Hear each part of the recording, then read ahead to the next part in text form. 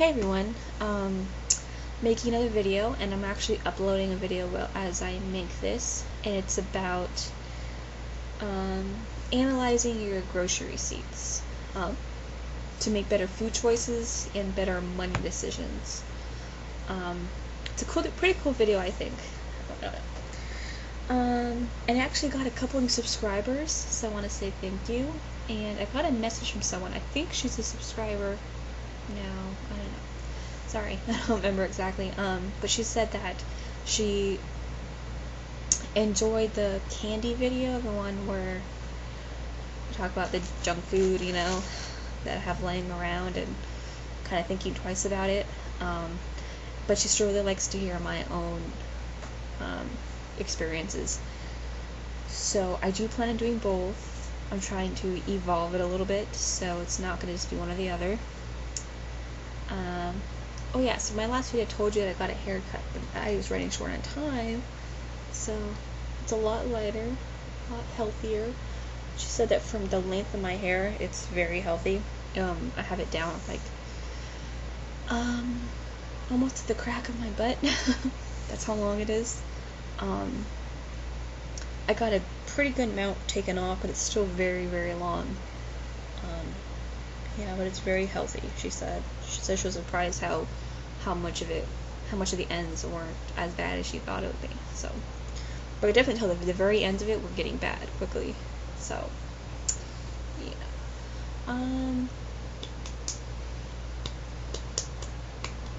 What did I want to talk about? Oh, okay. So another problem that I'm having right now, it's not just about eating better, but getting in the mode of eating. I don't know if anyone has this problem where some days you just seem to want to eat, and then another day you'll just wake up and kind of be like, oh, doing some chores, reading something, watching TV, playing with my rabbits, and then I'll realize that, I'll look at the time and be like, wow, I haven't eaten breakfast or lunch, and it's getting closer and closer to dinner. Like, why haven't I been, really hungry? So today is not a very good day for me as far as eating, because I did skip breakfast, not really realizing I was skipping breakfast. And then I had pizza for lunch. I know, I'm so terrible. I'm just lazy today, honestly. I'm just being so lazy. I haven't even opened a textbook yet or anything. But all of a sudden I realized how late it was and how I've eaten less than 100 calories today. Like, it's not acceptable, so I went and ate some pizza, because I figure I need some of that calories quick, because I started feeling a little kind of feeling sick, Hard to explain it, but if you don't eat in a while, you might know that feeling. So I have to be more conscious on the days where I'm going to overeat, and conscious on the days that I'm not going to eat enough, because both can be bad. If you're not eating enough, you can go into this, low calorie mode, and it's not effective for weight loss either. Same as overeating, obviously. Oh, but some things I want to talk about in Jillian's book. I've started on the sweat section. I haven't been faithfully reading this lately, just because, I have so much reading for my classes this term. But one section of the sweat section, the exercise section, she talks about the duration of cardio, and she says that there should be a minimum of 30 minutes and a maximum of 2 hours. Anything more than 2 hours is too much. You're putting too much stress in the body at once. And then she talks about the different things that you can do for cardio, like walking or jogging, stairs, elliptical, the bike, rowing, jumping jacks, swimming.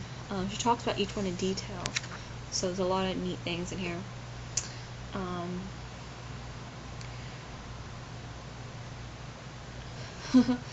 There's one machine that I absolutely hate, and it's the stair machine. Oh god, that machine, I'm a pretty short person. I'm about maybe 5'2", I think. I'm very close to 5'2". I don't know. And I found that these stairs were so tall for me. Every time I lift my foot up, I'm always hitting my toe, because I have to they're just so tall, taller than most stairs I usually go on.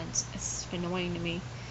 But of course, she's a big advocate. But I find that some trainers actually don't like elliptical machines, saying that some people say that they're kind of like a lazy substitute for running, and some people say that they're really good for another option. I like them. I find that when I work them though, I still work pretty darn hard too, and I like it because I always have a little bit of a knee ache sometimes if I go running or something like that, and I don't get that on this machine. And I also I'm heavy chested, so running and stuff like that is just a lot of stress, a lot of up and down, movement, and it's so heavy. The elliptical helps with that. So it's cool that, she's not like against it. She just wants to make sure that you're actually working on it. You're not just doing slow, simple strides. And then she's also against the basic general idea that you keep hearing. Just take the stairs, just do a little bit, just take a walk or something like that. And she tries, she says, no, that's not right. It's, if you're not working hard, you're not going to see real results. That's her theory. Not every trainer says that, but that's what she believes in. And you hear some people talking about a target heart rate, and she doesn't say it exactly, but I think what she's getting at is that the target heart rate usually is between like 55 or 60% of your heart rate to like 65%. I don't know, something like that. Around the 60s, I think. And she says that it needs to be much higher. It needs to be around 85% to really push. I think it's like 80 to 85% or something. So she's advocating for much higher intensity to get good results. Yeah, so that's all I'm going to talk about. She has a lot more exercise. I have a lot more to go in the book. Yeah. She actually has some pictures in here too to how to do some exercises. I haven't gotten to all that yet. But if you have been reading a lot about fitness and exercise, you will notice that there's a big difference between people's opinions. There's some people who will say, just walk for 10 minutes a day, and it'll be a change for you. And she's saying, nope, not enough. And as you read more, as I've read a lot, and I'm just floored by how many different opinions there actually are. And it's no surprise that it's so confusing for so many of us who are looking around like, okay, where do I start and what do I do? If you're still asking yourself, where do I start? What do I do? I'm going to mention this website again. It's called sparkpeople.com, and it's a totally free weight loss website or weight maintenance website. A lot of different tools, a lot of articles, a lot of experts on there too who write articles, and sometimes they can post some message boards and stuff like that. So there's a lot of options on there. I love the website. It's amazing how much things are on there, and it's all free. So I think that's it. And my hair look really cute. I love my hair now. It's nice. It's so much lighter.